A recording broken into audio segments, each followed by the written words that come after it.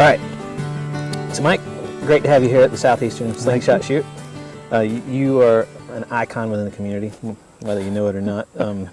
Outstanding slingshot marksman. Thank you. You're a great ambassador for the sport, and we really appreciate all you do. But when we got you here, I want to ask you a couple of questions. One, everybody wants to know, I want to know, what got you into slingshots?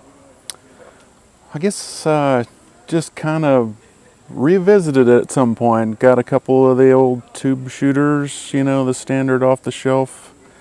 Did a little shooting and thought, man, that is really fun. And I think I caught Jorg Sprov on YouTube, and it snowballed from there. I got on the Slingshot forum and started, you know, just looking for every little bit of information I could find, and that was in 2010.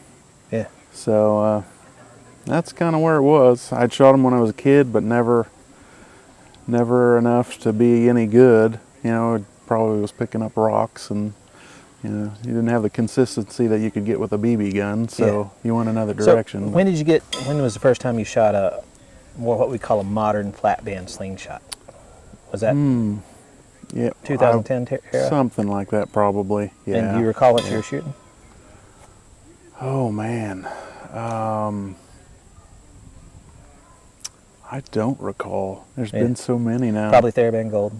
I think so. Yeah. Yep. Probably that, and 30 latex. Yep. Yeah, those were the standards. Yeah. So, in addition to being, you're an outstanding marksman. When you show up at a tournament, everybody's like, "Damn, Mike's showing up." But outside of that, you're a really good designer and builder. How did you get into that?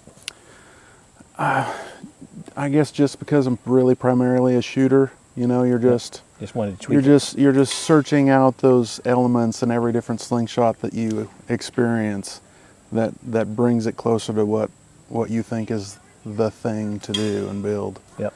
So that, and you know, it's a lot of what other people do. You see those little things, those little elements, and you go and you try to put them together for yourself. And yeah. Well, another thing that you do really well is that you seem to really bring the world together through digital media to shoot. You've hosted a lot of online comps. You're part of iScore, which is fantastic. Is that something that you really enjoy doing? Yeah. Because you're good at it. Dan and I are kind of the founders of that, and very excited about it. I think we just both have the real desire to shoot and see how we compare with the world. Yep. And there was some time ago when we first thought of the idea, when the technology was there to do live streaming.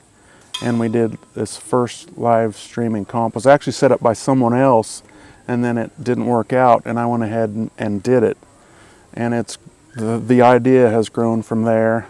And now we just try to include all the connections we've made on Facebook with all these other people in other countries, and try to set up a standard so you don't have to be in the same space to compare one another. So, well, you're doing a great job of it.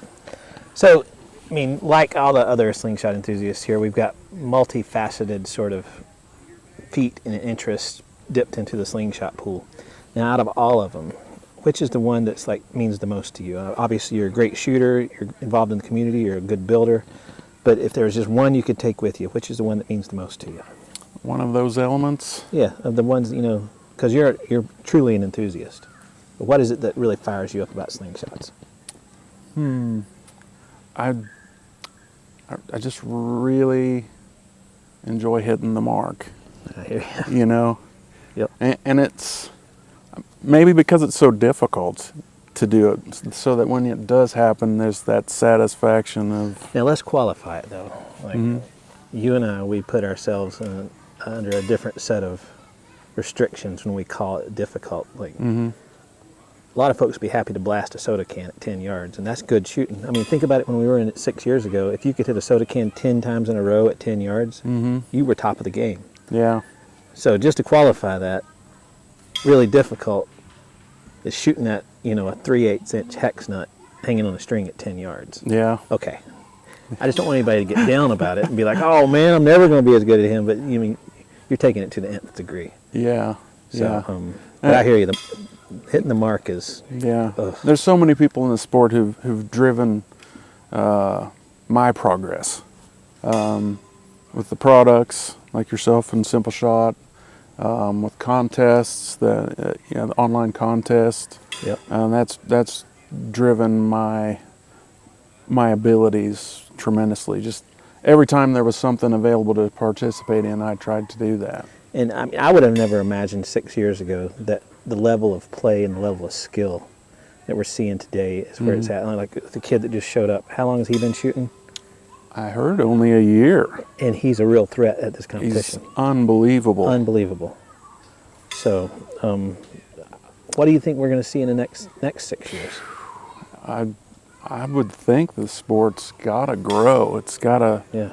You would think it'd almost be exponential if we get these kids, all these new kids that we've put one in their hand. Yep. If they get excited about it and see what they can do, then. Well, that's a great segue. So you are clearly a leader of the sport. People look up to you for your shooting ability and otherwise. So if you were going to give one piece of advice to someone that's coming along in the slingshot journey, whether they're just starting or advanced, what's that one nugget that you'd want to share with them? Just shoot as much as you can. Reach out, ask questions, just enjoy it. Enjoy it. Have fun. Yeah. Yeah. Right on. That's what it's all about. Yeah. All right. Well, thank you, man. I really appreciate you being a part of this sport. Thank you. It's great to be a competitor alongside of you. Right on. Thanks, man. Yep.